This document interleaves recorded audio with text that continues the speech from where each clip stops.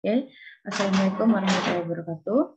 Nah, alhamdulillah kita jumpa lagi untuk pertemuan mata kuliah proses manufaktur. Nah, kita mulai ya jam 9.30 untuk waktu Indonesia Tengah di WIB jam setengah 9. Ya, terima kasih untuk kehadirannya dan tetap jaga kesehatan selalu. Jadi di sini kita akan meneruskan materi untuk proses mesin bubut, ya.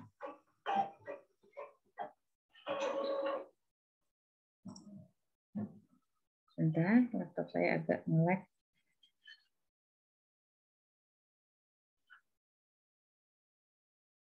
Oke, jadi ini materinya ada di modul proses mesin bubut, lalu dia ada di operasi mesin bubut, ya di submodul operasi mesin bubut. Di sini ada video juga, video bagaimana mengoperasikan, cara-cara mengoperasikan mesin bubut, dan juga materinya. Sedangkan kalau yang di modul 3-nya atau let's calculation-nya itu hanya akses untuk conference atau akses untuk ke Zoom hari ini. Jadi tadi saya agak ada kesalahan dalam memasukkan, jadi tidak apa-apa. Jadi absensinya tadi sudah saya setting untuk yang di modul 2 ini ya. Jadi silahkan di saat ini sambil menyimak, silahkan sambil mengecek untuk PowerPoint atau materi yang ada di Sepada. Oke, sebelumnya saya akan membahas untuk tugas yang sebelumnya. Di sini ada tugas yang minggu lalu itu sudah ada banyak mahasiswa yang mengumpul, tapi juga ada mahasiswa yang masih kuning. Nah, jadi mungkin yang masih kuning ini apakah belum mengupload filenya atau bagaimana? Mungkin nanti bisa dicek kembali ya. Kalau yang sudah berhasil submit itu yang sudah saya nilai, tapi memang beberapa ada yang sudah submit tapi belum sempat saya nilai. Ini submitted seperti ini, nanti akan saya nilai. Ini yang sudah saya nilai, contohnya ada Alphonsus Rodriguez, lalu ada Polis Mawada, seperti itu. Ini jawabannya sudah cukup baik. Untuk yang belum berkesempatan mengirimkan ya atau mengirimkan tugas ataupun mengikuti kuis, itu nanti akan saya berikan pada saat saya rekapan nilai, kan itu terlihat nanti ada yang kosong. Nah, di situ nanti akan saya informasikan untuk kuisnya itu bisa mengisi, tapi bukan di Sepada, karena di Sepada tidak akan saya buka, tapi nanti akan saya buatkan di Google Form, seperti itu, dan nantinya tentu nilainya juga tidak 100% full ya, karena ada perbedaan dengan yang telah mengumpulkan dan terlambat mengumpulkan. Begitu juga untuk tugas nanti dikumpulkan via Google Form juga. Untuk waktunya nanti akan saya informasikan. Dan waktunya bukan di Sepada, karena Sepada tidak akan saya buka kembali. Seperti itu. Jadi di sini contoh jawabannya untuk beberapa dari teman yang sudah menjawab. Saya akan buka punyanya Alphonsus. Kita bahas sedikit ya. Jadi nanti di sini ada 7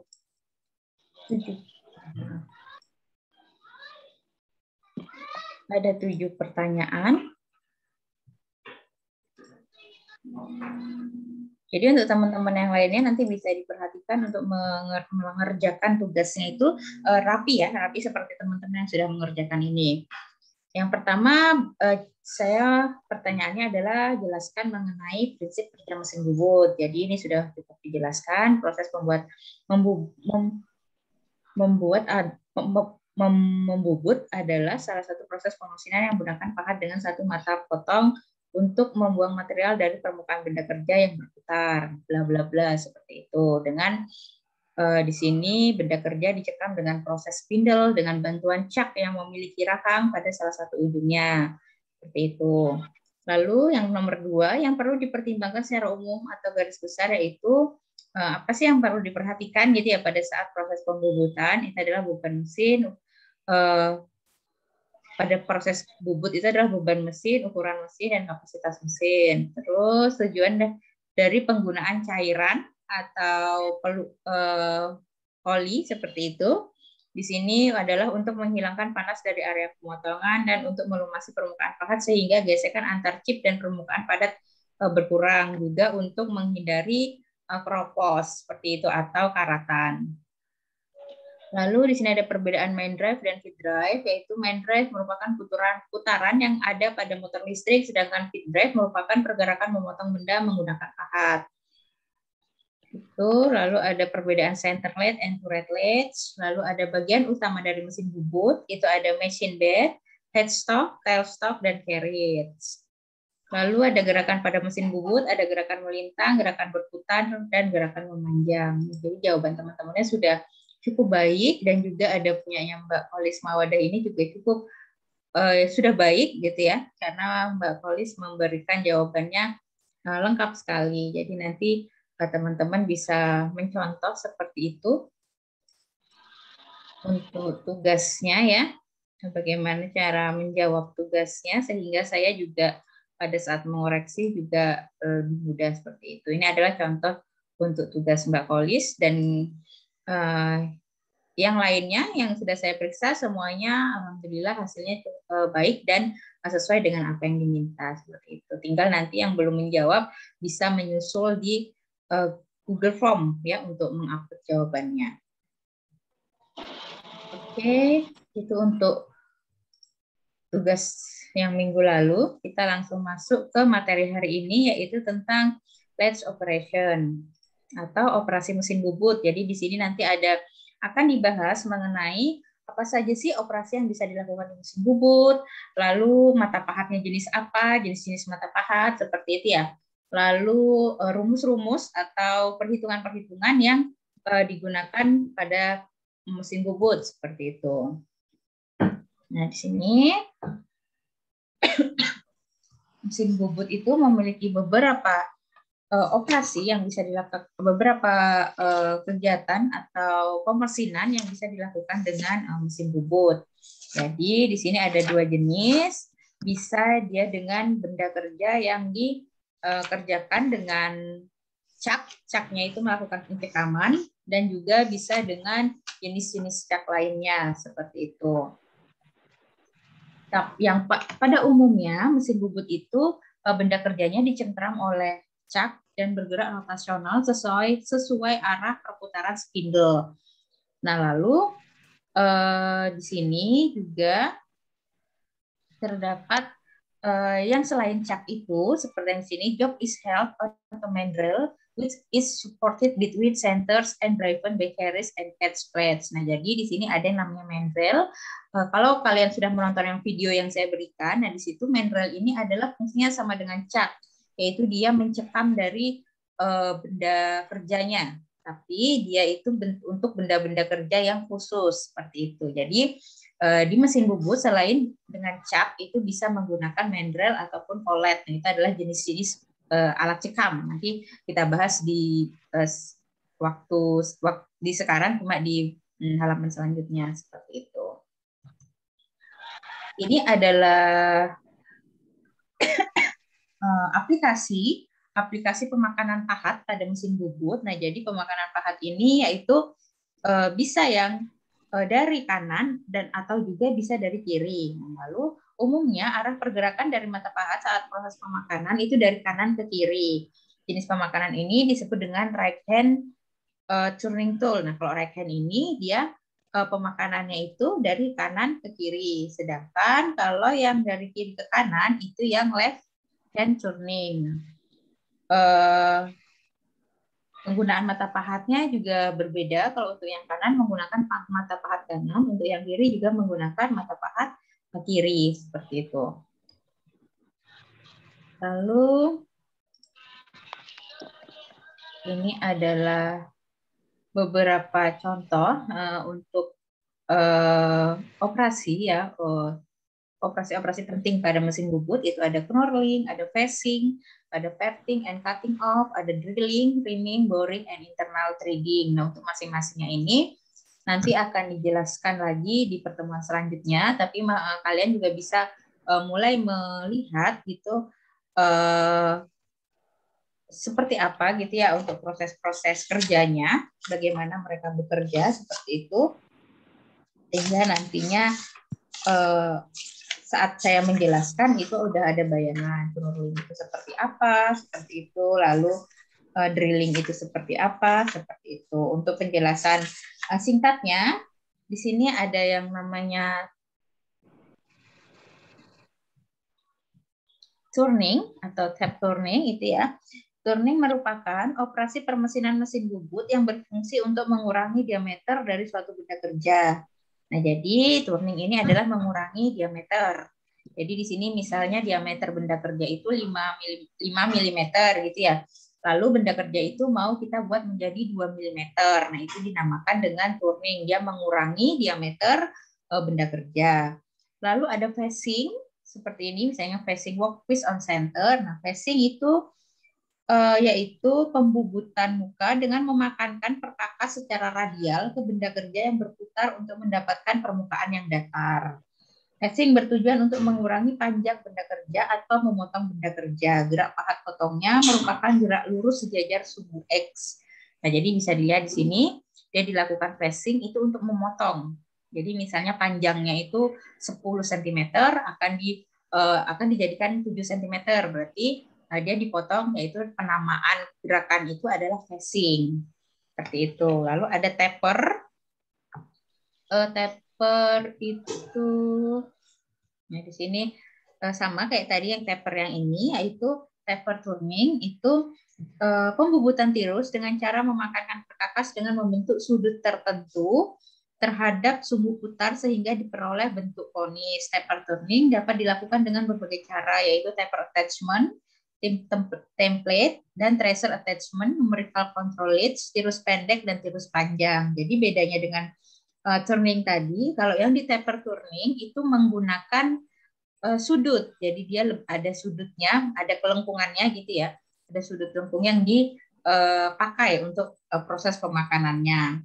Lalu ada profile turning atau form turning, itu yaitu pembubutan dengan penggunaan jenis perkakas yang mempunyai bentuk spesifikasi tertentu dan dimakankan dengan cara ditekankan pada perkakas secara radial pada benda kerja. Lalu ada yang dinamakan cut off. Mungkin nanti di sini tidak semuanya ada gambarnya, jadi sambil didengarkan ya. Jadi ada yang dinamakan cut off. Nah, cut off adalah pemotongan dengan cara memakankan perkakas secara radial ke benda kerja yang berputar. Lokasi pemakanan benda terletak pada satu titik sehingga pahat akan memotong benda kerja tersebut. Namanya cut off, jadi dia memotong benda kerja. Lalu ada yang dinamakan boring. Ini contoh dari boring.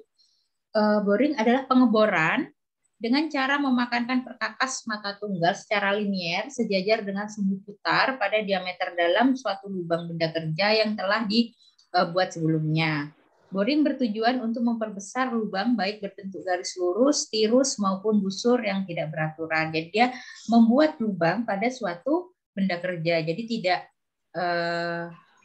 untuk membuat lubang tidak harus menggunakan milling seperti itu ya. Pada umumnya kan menggunakan milling, tapi menggunakan mesin bubut juga bisa untuk membuat lubang benda kerja. Lalu ada yang dinamakan threading. Threading itu merupakan penguliran atau pembuatan ulir. Nah, jadi threading adalah penguliran atau seperti ini gambarnya. Ini threading, dia membuat ulir yang dengan cara memakankan perkakas lancip dengan cara sejajar mengikis luar permukaan benda kerja yang berputar rotasional dalam arah yang linier dengan sumbu putarnya dengan kecepatan hantaran tertentu sehingga ulir terbentuk pada silinder. Umumnya untuk membuat ulir, baik ulir dalam maupun ulir luar yang sempurna diperlukan 3 hingga 6 kali pemotongan. Jadi maksudnya itu tidak hanya satu kali langsung bisa jadi ulir yang sempurna gitu ya. Jadi kalau proses ulir itu bisa tadi lebih memerlukan 3 kali atau 6 kali pengulangan. Jadi dia setelah diulir itu diulir lagi karena memang ulir kan butuh butuh tempat itu ya, ulir itu kan ada bagian yang dia agak dalam itu. Nah, itu yang perlu dilakukan pengulangan untuk pengerjaannya. Lalu ada knurling, ini knurling. Nah, jadi kalau knurling itu proses pembentukan besi logam guna menghasilkan lubang palka berpola menyilang di luar permukaan benda kerja. Hal ini merupakan proses untuk membuat permukaan luar benda kerja silindris menjadi kasar dengan geometri tertentu. Jadi biasanya kita ada tuh part-part gitu ya, dia tuh permukaan benda kerjanya itu dia agak kasar. Nah, ini maksudnya dengan knurling. Jadi ada permukaan benda yang agak kasar itu dibuat dengan knurling ini. Lalu ada drilling. Drilling itu merupakan proses dengan permesinan yang dilakukan untuk dibuat lubang melingkar pada benda kerja. Penggurdian menggunakan mesin bubut dengan memakankan ke benda kerja yang berputar sejajar sumbu putarnya. Perluasan lubang atau rimming yang dapat dilakukan dengan menggunakan cara yang tidak berbeda. Jadi contoh gambarnya yang ini, dia membuat lubang melingkar ya, dia di sini jadi memang pakai seperti boring gitu, jadi dia membuat lubang melingkar. Lalu ada yang dinamakan dengan grooving. Grooving yaitu dia itu alur yang dibuat untuk memberi kelonggaran ketika memasangkan dua buah elemen mesin, membuat baut dapat bergerak penuh dan memberi jarak bebas pada proses gerinda terhadap suatu poros. Dimensi alur ditentukan berdasarkan dimensi benda kerja dan fungsi dari alur tersebut. Ini tadi grooving, ini boring and internal grooving ya. Jadi dia membuat jarak. Ya tugasnya hanya dia adalah proses hanya membuat jarak agar baut itu lebih mudah untuk dipasang seperti itu. Lalu ada chamfering. Contohnya gambarnya camfer itu yaitu merupakan pembubutan pada sudut benda kerja menggunakan ujung pahat. Dia pembubutan di ujung benda kerja. Nah, kalau di sini camfer tool ya, di sini contohnya seperti ini, dia di ujung benda kerja itu dilakukan pembubutan. Lalu pembubutan dengan camfer ini dapat dilakukan dengan 3 cara. Yang pertama, memiringkan eretan atas seperti yang ada di video. Jadi pada saat kita mau melakukan pembubutan di ujung benda kerja itu dilakukan proses camfer itu yaitu memiringkan agar dia bisa memakan benda kerja itu. Lalu yang kedua adalah dengan menggunakan alat bantu tirus yang dinamakan dengan taper attachment. Lalu ada menggeser tailstock, kepala lepas. Lalu juga ada rimming. Nah, jadi kalau rimming itu memperharus lubang pada benda kerja. Hal ini dilakukan untuk hasil pembubutan dalam atau pengeboran di atas mesin bubut. Itu tadi beberapa jenis operasi ya. Jadi nanti untuk contoh-contoh yang bergerak itu bisa dicari banyak sekali di YouTube referensinya atau di Google seperti itu.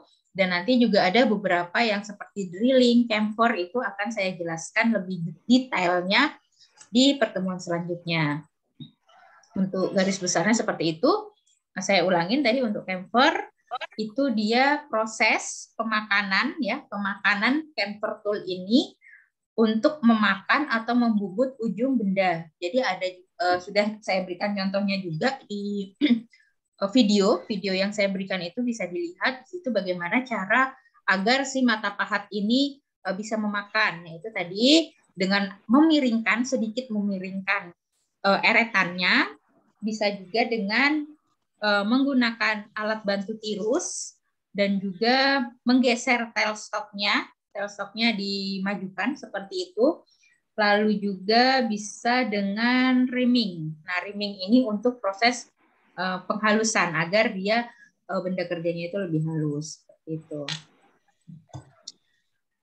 Ini contoh rimming ya. Di sini ada contoh rimming, ada contoh facing seperti ini, dan untuk bentuk geraknya nanti bisa dibantu untuk cari referensi karena saya tidak bisa menjelaskan lengkap gitu ya karena waktu kita yang hanya memang 3 jam itu. Lalu di sini ada proses untuk memegang benda kerja. Jadi yang ada 2 jenis cara untuk memegang benda kerja. Yang pertama adalah job held between center, atau di sini dia benda kerjanya itu dicekam di antara center, di mana dia dibantu dengan mandrel. Nah, ini namanya mandrel tadi. Yang kedua, itu ada job held by a chuck. Nah, jadi di sini benda kerjanya dicekam dengan menggunakan chuck yang ada di mesin bubut. Nah, seperti itu. Jadi kalau pada umumnya semua mesin bubut itu mempunyai chuck. Jadi benda kerjanya untuk chuck. Tapi untuk jenis-jenis benda kerja khusus tadi bisa dibantu dengan si mandrel ini. Seperti itu. Jadi ini sama fungsinya ya antara chuck dengan mandrel itu untuk mencekam benda kerja. Jelasnya nanti ada di slide selanjutnya. Lalu di sini operation yang bisa dilakukan pada mesin bubut gitu ya, baik itu yang dicekam di antara center atau dengan dicekam dengan chuck. Ini bisa dibaca dan bisa dicari contoh-contohnya. Kurang lebih tadi seperti yang sebelumnya, ada straight turning, ada knurling, ada spinning, seperti itu, ada facing, seperti itu.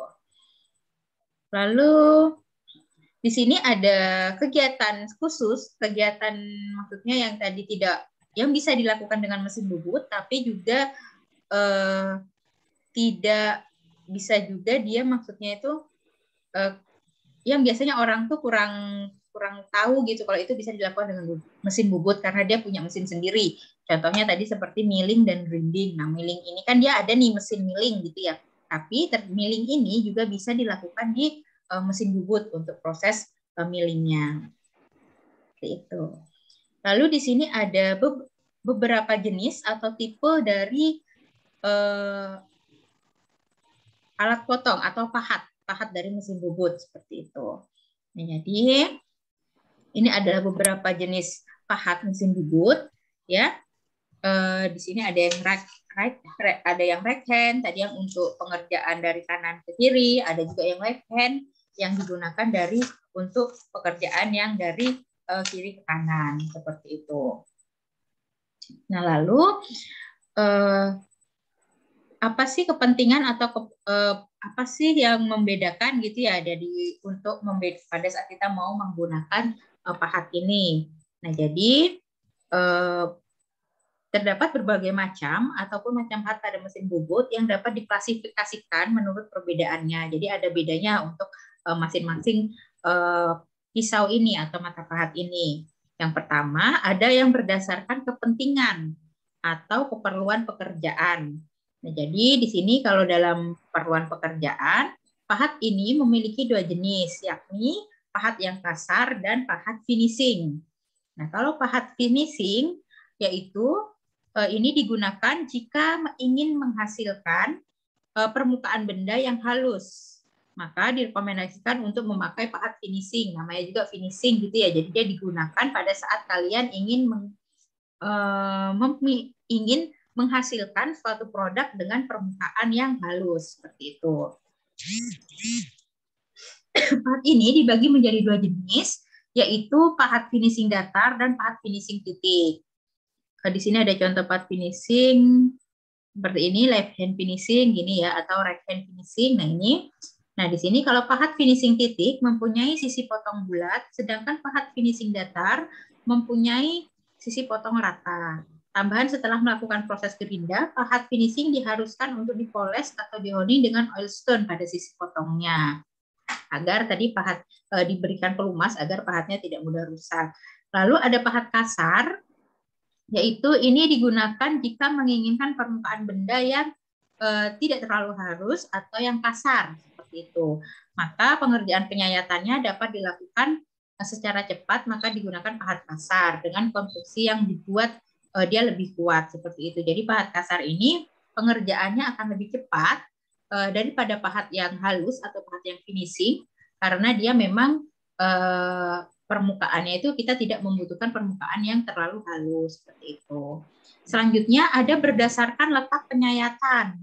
Nah, jika berdasarkan letak penyayatan itu ada yang dinamakan pahat bubut dalam dan pahat bubut luar. Pahat bubut dalam penggunaannya untuk proses pembubutan di bidang bagian dalam kerja, sedangkan pahat bubut luar digunakan untuk proses pembubutan pada bidang bagian luar pada benda kerja. Lalu ada juga menurut tempat sisi potongnya. Tadi ada yang menurut tempat sisi potongnya, ada yang right hand dan ada yang left hand. Sama jika yang pahat kanan itu yaitu pahat dengan mata potong yang sisi potongnya condong ke arah kanan, ini condongnya ke arah kanan. Lalu jika pahat mata potongnya dihadapkan ke arah operator, penggunaannya dengan mengerjakan benda kerja menuju ke arah kepala tetap atau cekam atau dari arah kanan ke kiri. Jadi yang umum itu dari arah kanan ke kiri. Seperti video yang saya berikan itu dia maksudnya dia mundur gitu ya. Dia menuju ke kepala cekam. Sedangkan kalau yang dari kiri ke kanan, yaitu menuju ke tail stop, seperti itu. Pahat kiri itu merupakan penggunaan mata potong di mana sisi potongnya condong ke kiri. Jika mata pahat dihadapkan operator, kegunaannya adalah memproses menuju ke arah kepala lepas atau benda kerja dari arah kiri ke kanan. Jadi kalau mata pahat kanan, itu pergerakannya menuju ke kepala dari mesin bubut seperti itu ya.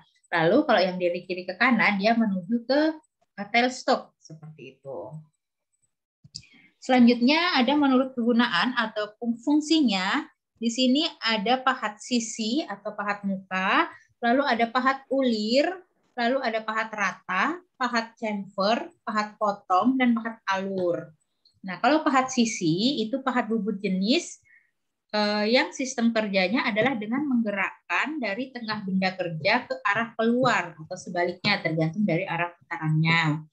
Kalau pahat ulir digunakan untuk membuat ulir pada permukaan benda kerja, bisa dengan pembuatan ulir dalam maupun ulir luar.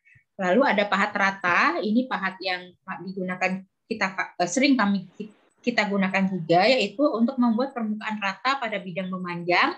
Sistem kerjanya adalah dengan menggerakkan pahat dari cekam ke arah ujung luar benda kerja atau sebaliknya, tergantung pahat kanan atau kiri. Lalu ada pahat chamfer, itu ini chamfering tool, ini ya, chamfering tool itu digunakan untuk membuat sudut pada ujung permukaan benda kerja. Besar sudut yang bisa di chamfer pada umumnya 45 derajat. Lalu ada pahat potong, cutting ini tadi thread cutting tool ini untuk ini membuat ulir seperti itu. Ini radius turning form tool seperti itu. Lalu ada pahat potong, yaitu pahat yang digunakan untuk mengerjakan khusus untuk memotong suatu benda kerja hingga pada ukuran panjang tertentu. Ya, ini pahat potong yang khusus digunakan untuk memotong suatu benda kerja. Jadi dia itu bisa digunakan untuk memotong. Jadi kalau bubut itu kan biasanya dia kayak mengikis gitu ya. Nah, kalau dengan pahat potong ini dia bisa langsung memotong seperti itu. Lalu ada pahat alur, yaitu pahat yang digunakan untuk membuat profil alur pada permukaan benda kerja. Bentuknya menyesuaikan dengan pahat alur yang digunakan. Seperti itu. Ini adalah jenis-jenis pahat.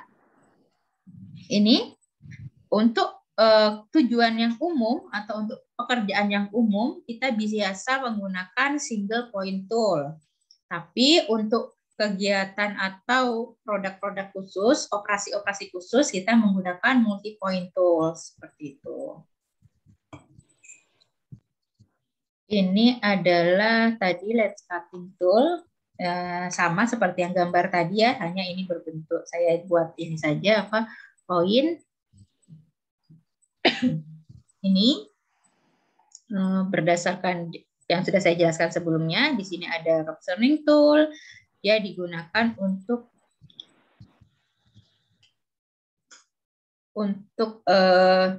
ini the main function of a rod turning tool is to remove the maximum amount of metal in minimum time that the tool work and the machine will permit. Nah, jadi di sini adalah mata pahat yang jadi pahat itu biasanya kita ini sendiri ya, runcingkan sendiri kayak gitu, kita atur dia mau ini bentuk awalnya seperti ini berarti dipotong seperti ini, itu bisa jadi di gerinda seperti itu untuk digunakan seperti itu. Ini ya tadi yang pahat finishing ya, atau pahat untuk yang menghasilkan benda kerja yang lebih halus.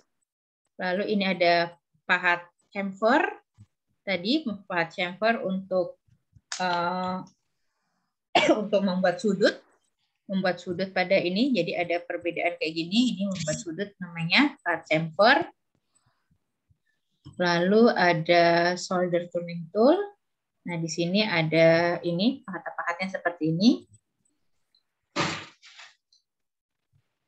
Lalu ada thread cutting tool. Ini membuat ulir seperti itu. Lalu ada facing tool. Ini adalah sudut-sudut gitu ya, yang sudut-sudut pada saat kita menggunakan mata pahat. Nanti bisa dibaca di referensinya. Nanti saya akan lampirkan buku, itu bisa dibaca untuk sudut-sudutnya. Lalu ada grooving tool, ini untuk membuat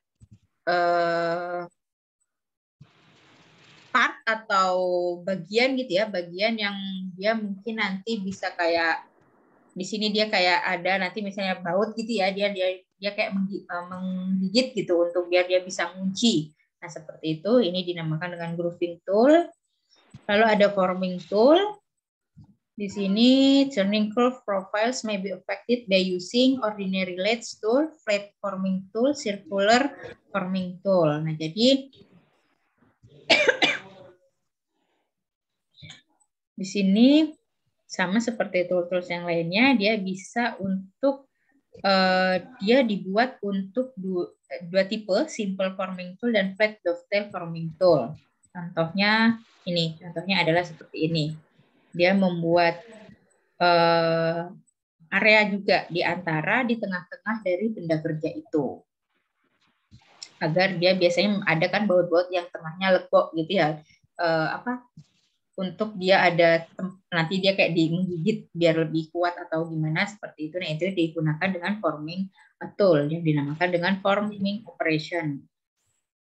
Lalu ada boring tool, ini proses seperti mengebor gitu, membuat lubang pada benda kerjanya. Ini benda kerjanya itu yang ini dicaknya, benda kerja dicekam dengan cak, lalu dilakukan boring tool. Ini ada counter boring tool, alatnya ya. Lalu ada undercutting tool, ada parting of tool, sama tadi seperti yang forming tool, kurang lebih seperti itu, hanya bentuknya saja yang berbeda. Jadi kita ingin membuatnya model seperti apa, itu mata pahatnya berbeda. Jadi misalnya kita mau membuat parting tool yang seperti ini bentuknya kotak ini, itu harus menggunakan parting of tool seperti itu. Kita mau ganti mata pahatnya gitu ya. Lalu kita mau membuat ulir, berarti menggunakan mata pahat ulir seperti itu. Nah, jadi untuk informasinya, kalau untuk membuat ulir itu biasanya kita membutuhkan mesin bubut yang besar seperti itu, karena kami di sini punya mesin bubut mini dan kami coba untuk membuat ulir seperti itu. Nah, untuk mesin bubut mini ini kurang, tidak bisa untuk membuat ulir. Jadi ada memang beberapa partnya itu yang tidak pas untuk dilakukan pekerjaan ulir seperti itu. Jadi selain juga dengan mata pahatnya yang diperhatikan pada saat kita mau membuat suatu part atau benda kerja, juga mesinnya ya. Jadi kalau memang mau hanya untuk proses latihan, hanya membuat benda-benda kerja yang sederhana dan hanya menggunakan steel atau aluminium rod, itu bisa menggunakan mesin bubut mini. Tapi kalau untuk kita menggunakan benda kerjanya itu besi, nah itu di mesin bubut mini itu tidak bisa, dia hanya bisa di mesin bubut yang konvensional atau yang besar seperti itu. Ini sama tadi yang sudah saya jelaskan juga ya, berdasarkan dari metodenya, mau dari kanan ke kiri atau kiri ke kanan seperti itu, nanti bisa dibaca. Tadi ada right hand tool dan ada left hand tool. Ada round nose tool juga. Tadi ini membuat ini jenis yang membuat lubang jeda tadi. Nah, ini adalah penerapan pahat ulir. Contoh-contohnya ya. Jadi di sini hanya gambaran bentuk dua dimensinya, bagaimana kalau dia longitudinal, transversal, seperti itu, angular, ini membuat bubut bertingkat, seperti itu, lalu ada profile churning, lalu ada treat cutting, ini membuat ulir, seperti itu. Ini adalah perputaran, gerak putarnya, ini panahnya ke dalam, berarti ini tuh benda kerjanya memutarnya ke arah kita, dia memutarnya keluar ke arah kita, seperti itu. Panah ini ditujukan dengan panah ini. Selanjutnya ada standar mesin alat bubut atau pahat bubut. Nah, itu yang sering digunakan adalah standar ISO dan juga ada standar DIN, seperti itu ya. Nah, jadi di sini ada yang standar ISO. Ini adalah gambar-gambar untuk mata pahat standar ISO. Ada mulai dari ISO 1 sampai ISO 9. Untuk pahatnya apa sih perbedaannya? Saya kasih contoh ya. Jadi nanti di sini kalian harus sambil belajar mandiri juga. Apa sih perbedaannya? Cuma di sini saya kasih beberapa contoh perbedaannya. Misal pada pahat dengan ISO 1, ini pahat ISO 1, itu dia berfungsi guna melakukan proses pembubutan memanjang dengan hasil sudut bidangnya itu sebesar 75 derajat. Umumnya, pahat jenis ini digunakan untuk membubut pengasaran yang hasil sudut bidangnya tidak 90 derajat atau memerlukan siku. Nah, itu yang ISO 1. Jadi, masing-masing ini punya kegunaannya. Lalu ada misalnya pahat ISO, kita ambil pahat ISO 9 gitu ya. Pahat ISO 9 ini berfungsi untuk proses pembesaran lubang tidak tembus dengan hasil sudut bidangnya sebesar 95 derajat. Nah, jadi dia membuat lubang tapi lubangnya itu tidak tembus, seperti itu. Dia menggunakan ISO 9. Jadi di sini ada kegunaan masing-masing. Jadi nanti kalian dicari gitu ya, belajar mandiri mencari apa sih perbedaan dari mata pahat ini, seperti itu, mulai dari ISO 1 sampai ISO 9. Lalu ada pahat DIN. Nah, pahat DIN ini dia mulai dari DIN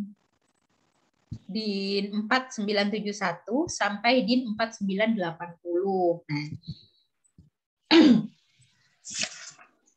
pahat DIN ini contohnya dia misalnya gini, pahat standar DIN 4971, pada umumnya pahat jenis ini digunakan untuk membubut pengasaran yang hasil sudut bidangnya tidak memerlukan siku. Ini sama, kurang lebih fungsinya itu sama, tapi dia hanya standarnya saja.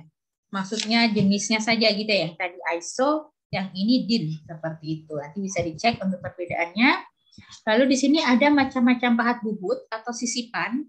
Jadi tadi untuk melakukan centering itu ya, pahat bubut itu dilakukan, ada yang dinamakan sisipan atau pahat sisipan, seperti itu. Nah, di sini ada pahat sisipan atau pahat insert, itu ada beberapa jenis. Yang pertama ada pahat bubut sisipan atau tips pengikatan di bracing. Nah, di sini digunakan untuk contohnya itu di sini terdapat berbagai bentuk pahat bubut sisipan yang sudah melalui tahap depressing. Nah, jadi pahat ini tadi untuk sisipan saja, yaitu antara pahat utama yang digunakan tadi. Nanti ada di contohnya di video yang saya berikan itu ya, di situ menggunakan pahat sisipan untuk proses centering antara mata pahat dengan benda kerjanya, seperti itu. Lalu ada pahat bubut sisipan pengikat atau dibaut. Nah, ini bentuknya dia dibaut sisipannya, yang kalau yang tadi yang ini hanya diletakkan saja, kalau yang ini dia dibaut. Ada dua jenis yaitu pahat yang diletakkan saja dan hanya pahat, dan juga pahat yang dibaut, seperti itu. Lalu ada jenis-jenis pahat berdasarkan material penyusunnya. Jadi dia itu beberapa jenis pahat itu ada yang terbuat dari baja karbon, ada yang terbuat dari baja cepat atau HSS, ada yang dibuat dari intan atau aluminium, kayak gitu ya. Jadi ini jenis-jenisnya. Jika baja jenis karbon memiliki sifat semakin tinggi kadar karbonnya, maka sifat baja akan semakin keras, sehingga pahat akan memiliki kekuatan yang lebih keras ketika menggunakan material dengan kadar karbonnya tinggi. Baja karbon yang digunakan untuk membuat pahat memiliki kadar karbon 1-1,5%. Pahat dari karbida dibagi dalam 2 kelompok tergantung penggunaannya. Nah, jadi di sini ada baja karbon, pahatnya terbuat dari baja. Jadi apa sih perbedaannya gitu ya? Secara umum pahat itu digunakan untuk jenis-jenis produk yang sesuai gitu. Jadi pahat yang baik harus memiliki sifat-sifat tertentu sehingga nantinya dapat menghasilkan produk yang berkualitas, baik ukuran dan waktunya, seperti itu ya. Lalu pahat yang baik harus memiliki sifat tertentu sehingga nantinya dapat menghasilkan produk yang sesuai kita inginkan, seperti itu. Secara umum, pahat harus memiliki sifat yang berlawanan dengan benda kerja. Sifat-sifat tersebut antara lain, pahat harus lebih keras dibandingkan dengan unsur yang paling keras dari benda kerja. Bukan hanya pada suhu ruang, namun juga pada suhu pengoperasian, ketangguhan, dan ketangguhan diartikan sebagai kemampuan atau sifat untuk menyerap energi sebelum patah, dan ketahanan terhadap kejutan termal diperlukan saat terjadi pemanasan dan pendinginan yang cepat dalam pemotongan terputus. Nah, jadi itulah beberapa fungsi dari perbedaan material pahat. Jadi kan misalnya nih kita mau memahat, mau membubut aluminium, tadi aluminium rod itu kan pahatnya tidak harus menggunakan yang besi, yang untuk pahat besi seperti itu. Jadi di sini itu perbedaan mata pahat. Jadi ada beberapa material itu yang tahan di panas, ada material yang tidak tahan di panas seperti itu ya. Ada material yang bisa hanya bisa digunakan untuk benda lunak, dan ada material yang tidak bisa juga digunakan untuk benda lunak seperti itu. Nah itu jadi material ini nantinya yang material mata pahat ini harus disesuaikan dengan produk apa yang ingin kita buat agar nantinya tidak ada misalnya mata pahatnya patah atau produknya yang gagal seperti itu. Jadi untuk materialnya ada baja karbon, lalu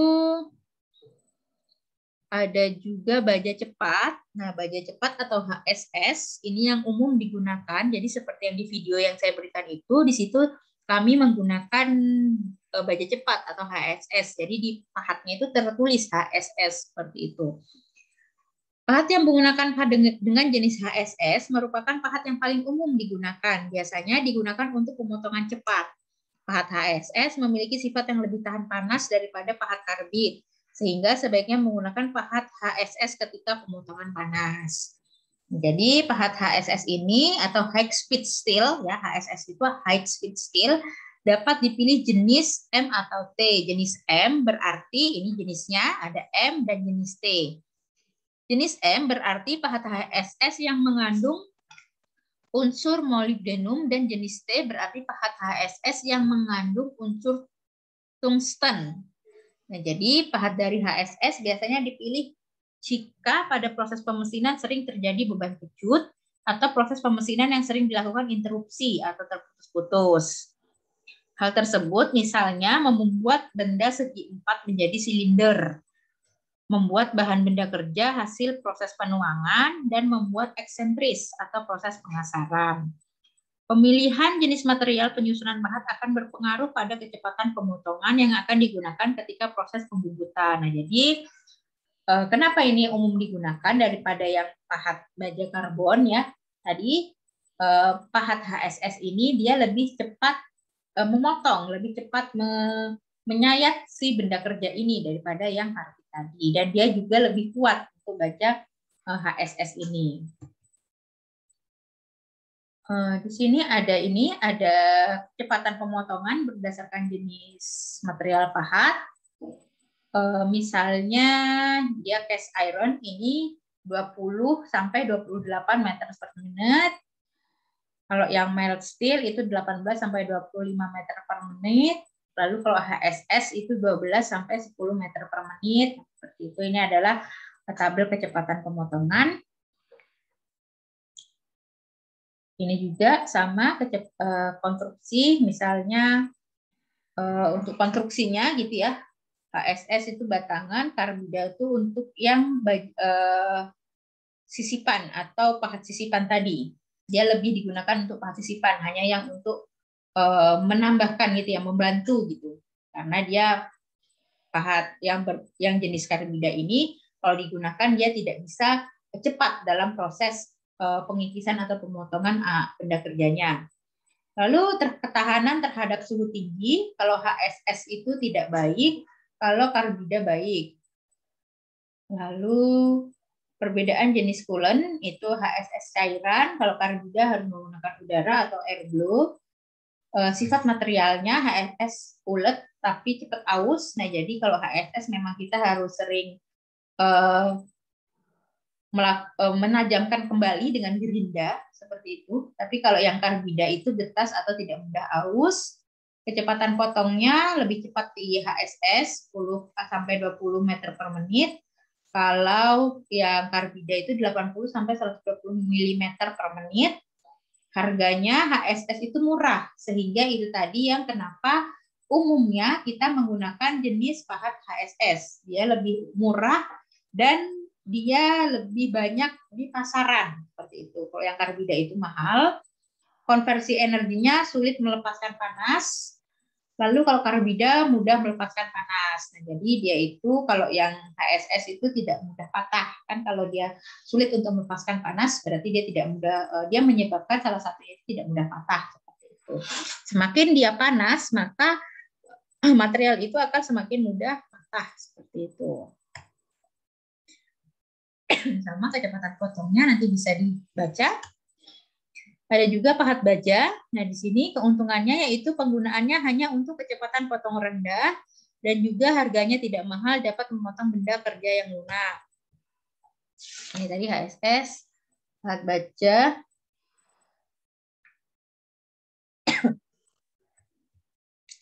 Lalu ada paduan pahat cor non ferro. Nah, di sini dia itu paduan antara HSS dan karbida. Dapat digunakan dalam hal tersendiri, di antara lain merupakan pilihan di mana karbida lebih gampang rusak dan pada HSS memiliki wear resistance dan hot hardness yang sangat rendah. Jenis material ini dibentuk secara tuang menjadi bentuk-bentuk yang tidak terlampau sulit, misalnya tool bit atau sisipan yang kemudian diasah menurut geometri yang dibutuhkan. Nah, jadi di sini itu bentuknya dia itu kalau pahat cor non ferro ini dia biasanya bentuk kotak dan kita harus bisa membuat dia dengan bubut gitu ya sesuai dengan apa yang mau kita gunakan dia itu untuk apa seperti itu. Ini adalah perpaduan antara HSS dan karbida. Lalu ada pahat keramik. Nah, keramik merupakan perpaduan antara material non metalik dan metalik. Proses powder processing merupakan proses pembuatannya. Keramik secara utuh mencakup oksida, karbida, nitrida, borida, silikon, juga karbon. Keramik memiliki sifat yang relatif lebih lemah daripada material-material lainnya. Nah, di sini ada jenis-jenis keramik yang digunakan sebagai perkakas potong. Di situ ada keramik oksida, yaitu jika dinaikkan kekuatan adhesif dengan ditambahkan 30% kadar titanium TiC dan disertai dengan penambahan serat halus dari SiC guna mengurangi kegetasan. Jadi dia harus ditambahkan kimia-kimia, sifat-sifat kimia lainnya agar dia tidak mudah aus seperti itu. Lalu ada keramik nitrida silikon, ada pahat CBN atau cubic boron nitride. Dia itu merupakan lebih sering digunakan sebagai pahat sisipan, bahan dari pahat sisipan seperti itu. Lalu ada pahat intan. Di sini adalah pahat potong yang sangat keras dengan hasil proses sintering serbuk intan tiruan dengan pengikat CO 5% antara 10%. Hot hardness-nya sangat tinggi, juga tahan dengan deformasi plastis. Karakteristik ini ditentukan oleh ukuran butir intan serta persentase juga komposisi material pengikat. Karena intan dengan temperatur tinggi akan mengubah menjadi grafit dan mudah terdifusi bersama atom besi, Maka jika pahat intan tidak dapat digunakan untuk memotong bahan dengan besi yang terkandung di dalamnya. Hal ini cocok untuk ultra high precision dan mirror finishing. Nah, jadi di sini ada pahat intan. Ini pahatnya kuat, tapi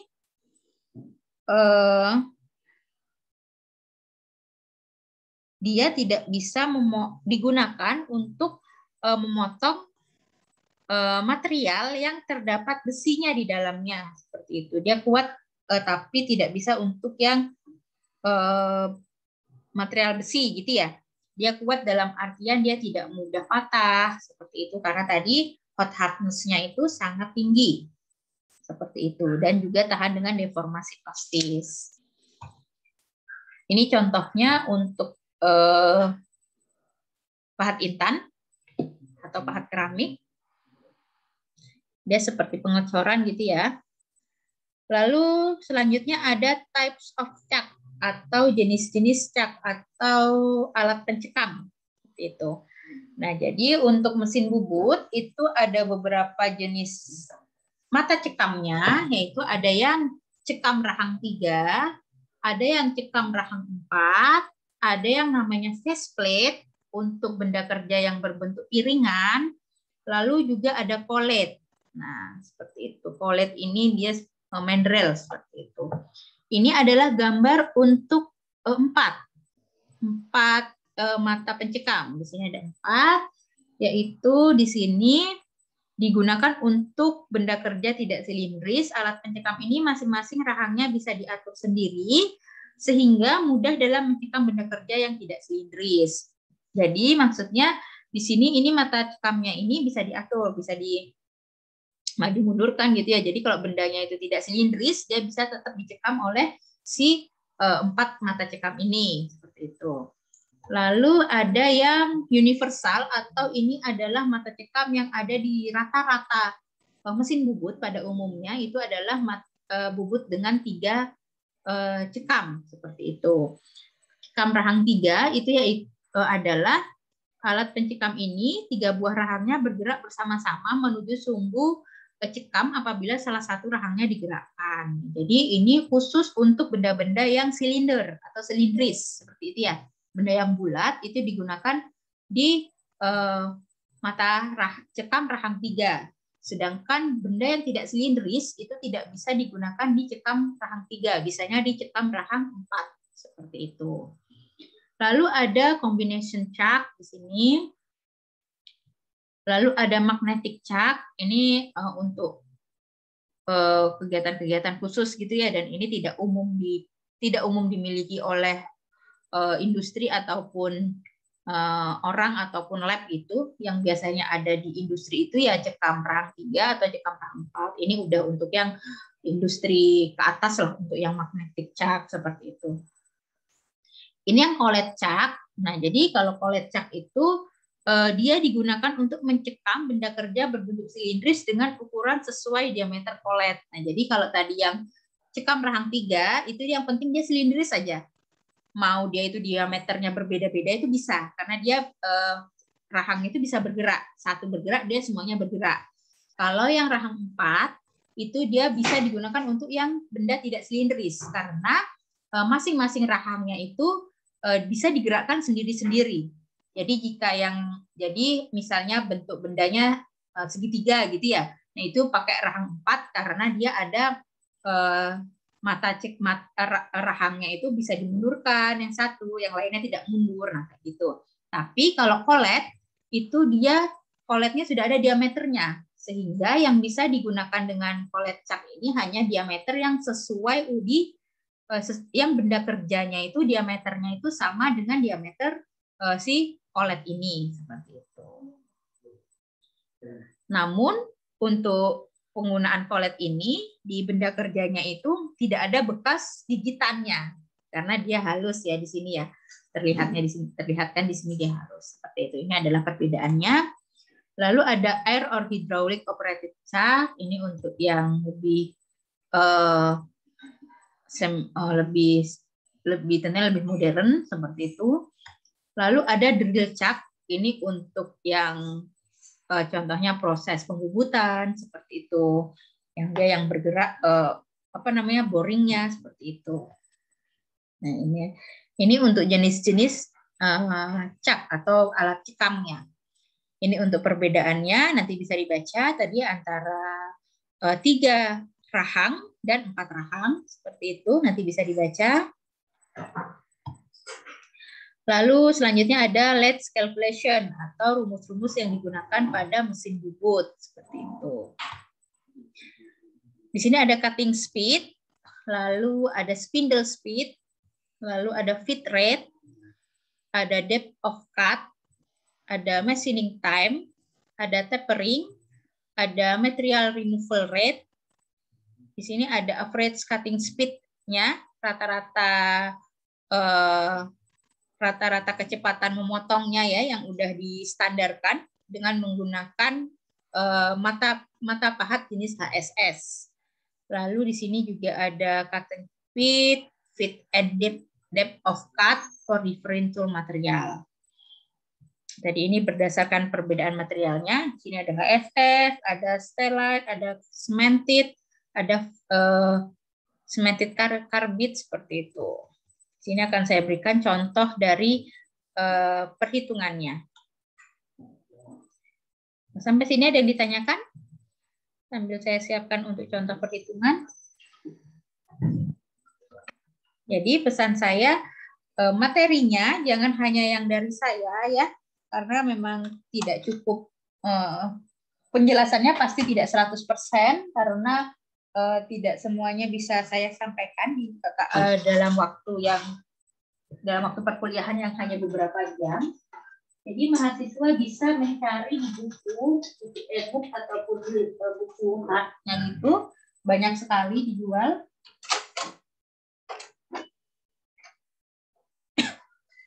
Mahasiswa bisa mencari sebentar sambil saya siapkan untuk contoh perhitungannya.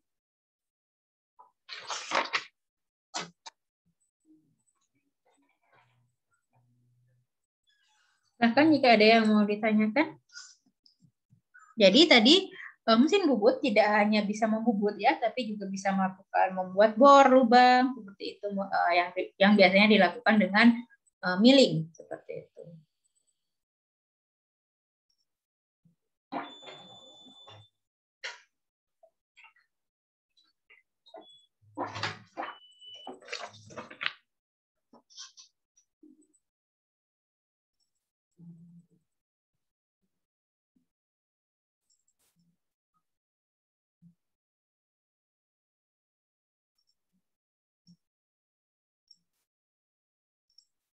Nah, ini adalah contoh perhitungan dari mesin bubut.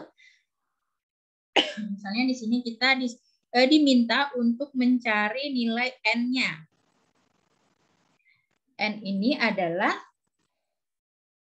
tadi cutting speed kan, persamaan dari cutting speed adalah P di N per 1000. Maaf, ini saya salah, ini kurang nolnya ya, ini ada 1000. Lalu di sini yang diketahui adalah steel shaft-nya 25 mm, diameternya 25 mm. Lalu cutting speed-nya itu 50 meter per menit, seperti itu. Lalu yang ditanyakan adalah nilai N-nya.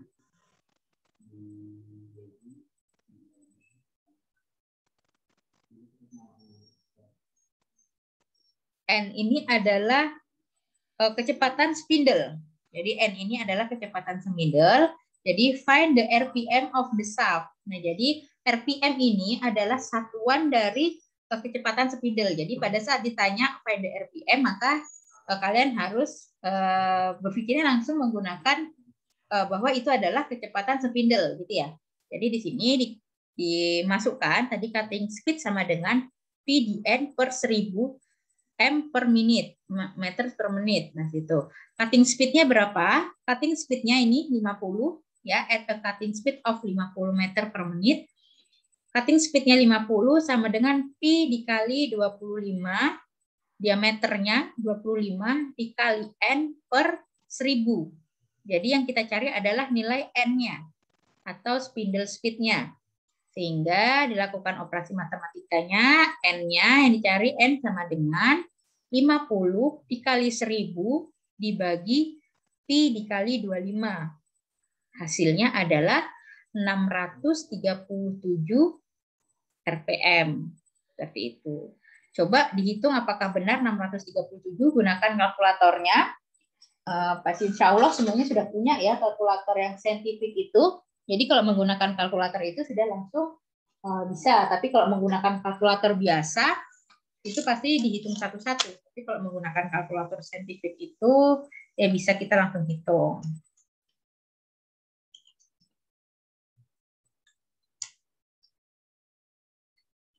Nilai Pi berapa? Ada yang saya jawab? Nilai Pi adalah 3,14.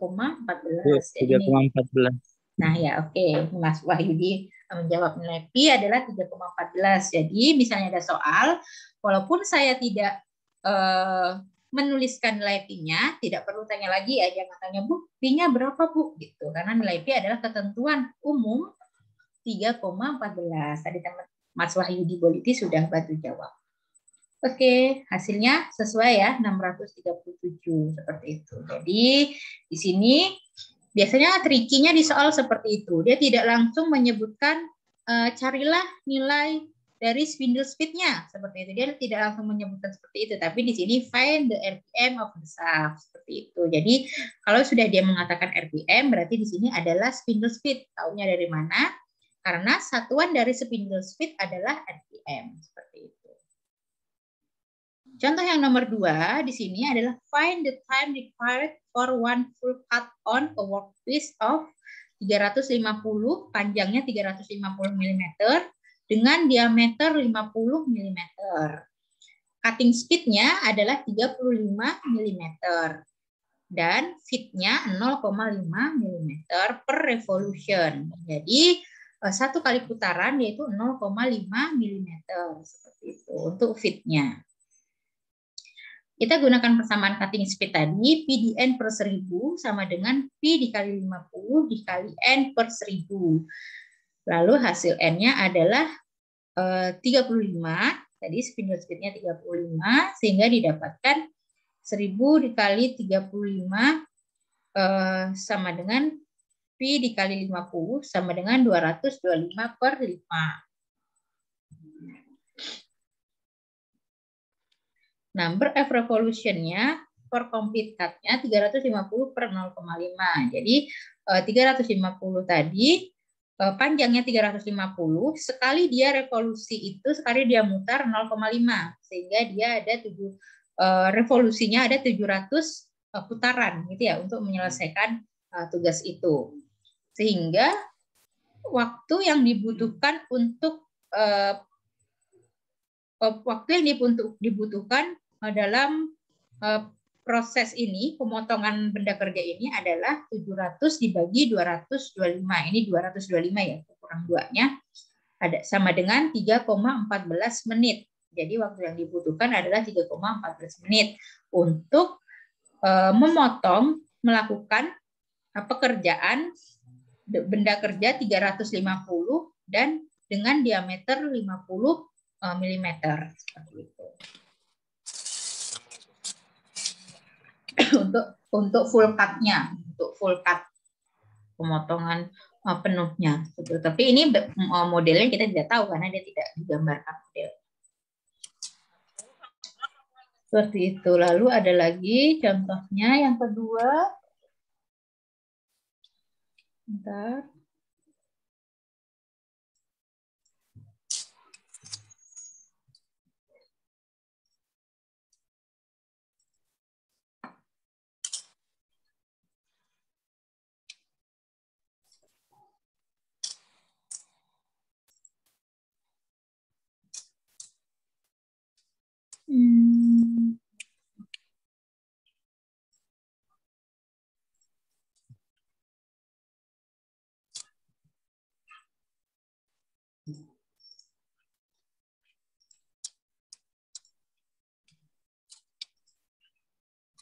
Ini contoh yang kedua. Garbage tool is used to make two machines 30 mm, diameternya itu di 30 mm dengan spindle speed-nya 1000 revolution per menit.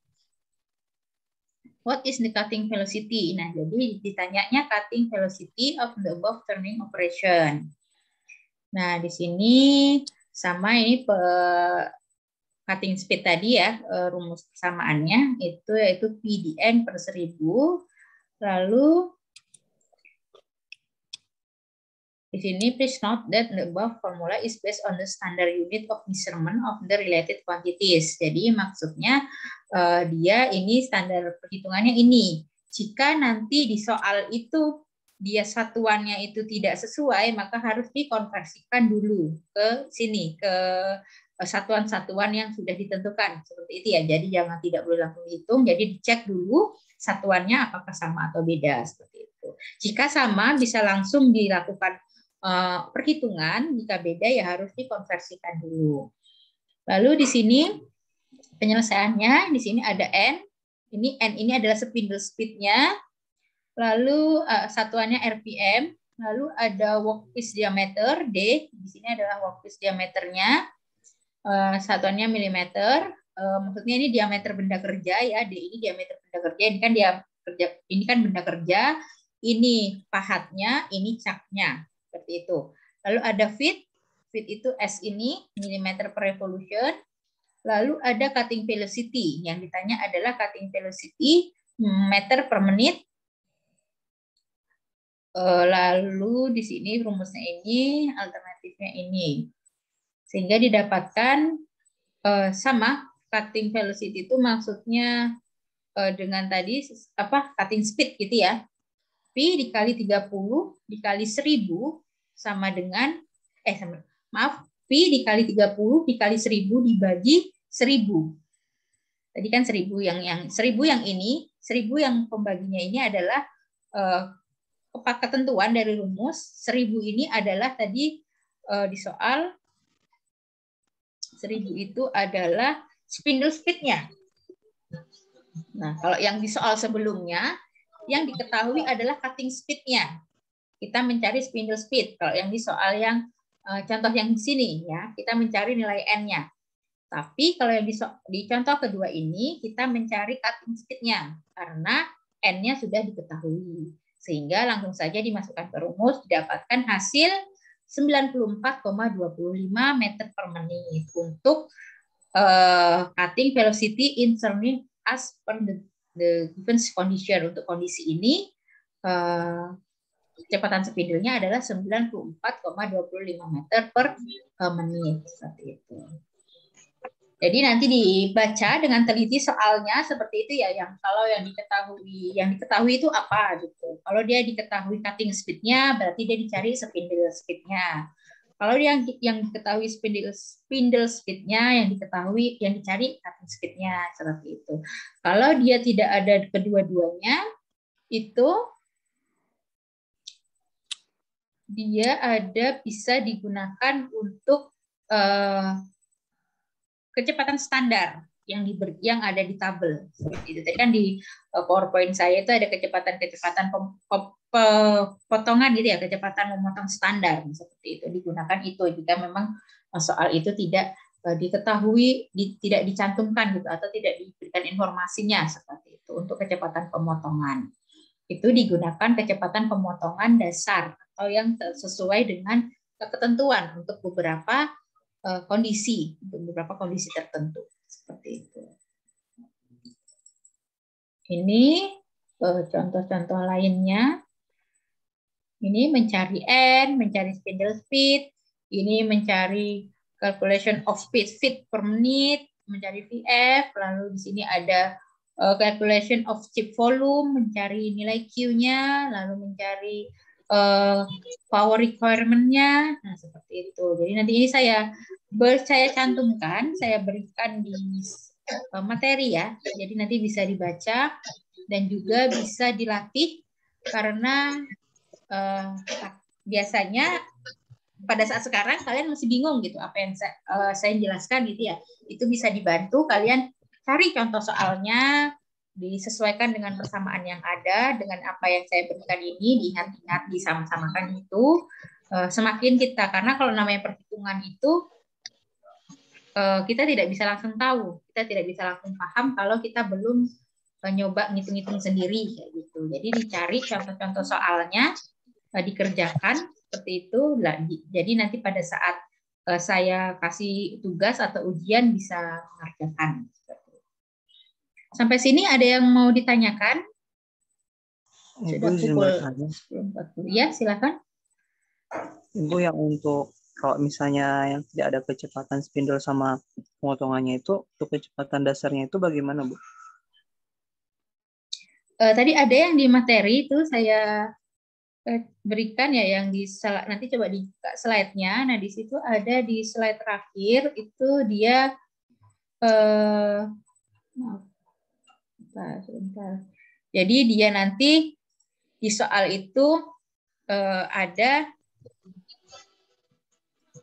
dikasih tahu gitu ya, yaitu bahan pahatnya itu apa gitu. Nah, jadi contohnya seperti ini.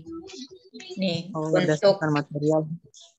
berdasarkan material gitu. Jadi kan ini kan ada tabelnya nih. Ini adalah tabel standar gitu, tabel standar dasar gitu yang jika untuk kondisi-kondisi tertentu yang dia standarnya itu ini udah memang udah standar yang udah dibuat oleh tim yang dulu menentukan gitu ya. Jadi misalnya materialnya itu mild steel, baru dia prosesnya turning atau drilling gitu. Kalau dia yang mild steel, diproses drilling dengan menggunakan HSS tool yang tadi jenisnya HSS itu average cutting speed-nya, rata-rata cutting speed-nya itu 28 sampai 35 meter per menit seperti itu. Jadi data ini adalah data standar di mana data ini didapatkan berdasarkan hasil penelitian seperti itu. Makanya ini jadinya digunakan sebagai standar internasional. Jadi kalau di soalnya tidak diketahui, digunakan standar yang sudah diberikan seperti itu. Di sini ada ini apparate cutting-nya, lalu di sini ada ini juga apparate cutting kan.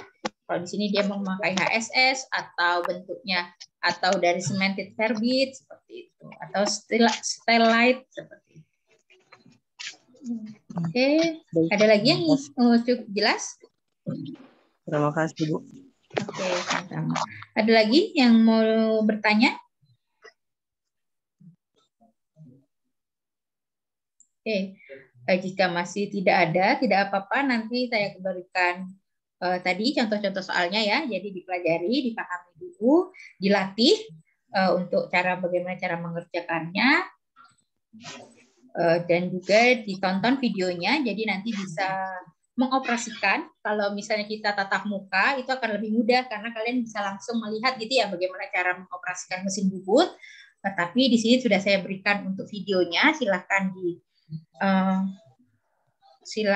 dilihat atau ditonton videonya seperti itu. Oke, ada yang bertanya apakah ada link absen? Tidak ada link absen ya, karena link absennya nanti via kuis. Tapi kuisnya ini belum saya upload, jadi nanti insya Allah saya upload siang nanti. Seperti biasanya, sekitar jam 1 setelah sholat Jumat sampai jam 3, 2 jam. Seperti itu silakan dikerjakan untuk kuis-kuis sederhananya itu untuk salah satu contoh maksudnya bukti hadir seperti itu biar tidak terdobel gitu ya presensnya. Dan juga ada presens di sepada, yaitu kalian dianggap hadir jika telah menyelesaikan atau membaca seluruh modul 2 seperti itu, seluruh modul mesin bubut. Nah, di sini tadi ada presensnya. Di sini tadi ada yang sudah mengklik, sudah ada beberapa yang hadir. Saya cek dulu.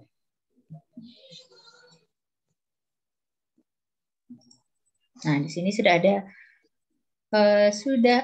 38 mahasiswa ya. Jadi tidak perlu khawatir dengan kehadiran ya, dengan rekap kehadiran karena di sini di Sepada sudah disetting gitu. Tapi saya yang Sepada menyiapkan gitu ya, dan kita dosennya yang menyeting.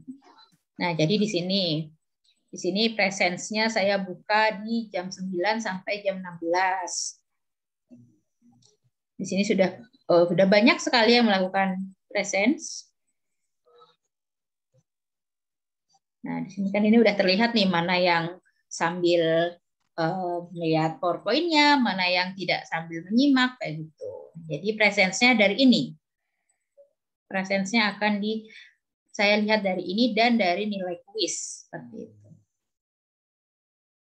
Itu mungkin untuk informasi presence ya. Jadi untuk kuis yang sebelum-sebelumnya beberapa mahasiswa mengontak saya belum bisa mengerjakan kuis, terlambat, dan juga kendala jaringan untuk mengumpulkan tugas. Mohon maaf saya tidak membuka kembali untuk yang di Sepada, tapi akan saya berikan remedial kayak gitu ya, nanti dengan link Google Form.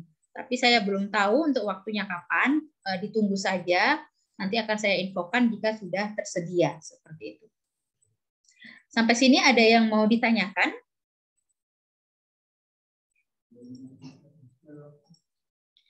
Jika tidak ada yang ditanyakan, kita sudahi ya. Kita alhamdulillah materi sudah selesai. Kita jumpa lagi untuk materi selanjutnya di minggu depan. Tetap jaga kesehatannya. Semoga perkuliahan proses manufakturnya tetap berjalan lancar dan kita semua mendapatkan ilmu tambahan atau pengetahuan tambahan dari mata kuliah ini. Sekali lagi terima kasih atas kehadirannya. Tetap jaga kesehatan. Assalamualaikum warahmatullahi wabarakatuh. Waalaikumsalam. Assalamualaikum warahmatullahi wabarakatuh. Terima kasih. Terima kasih, Bu. Sama-sama. Bu.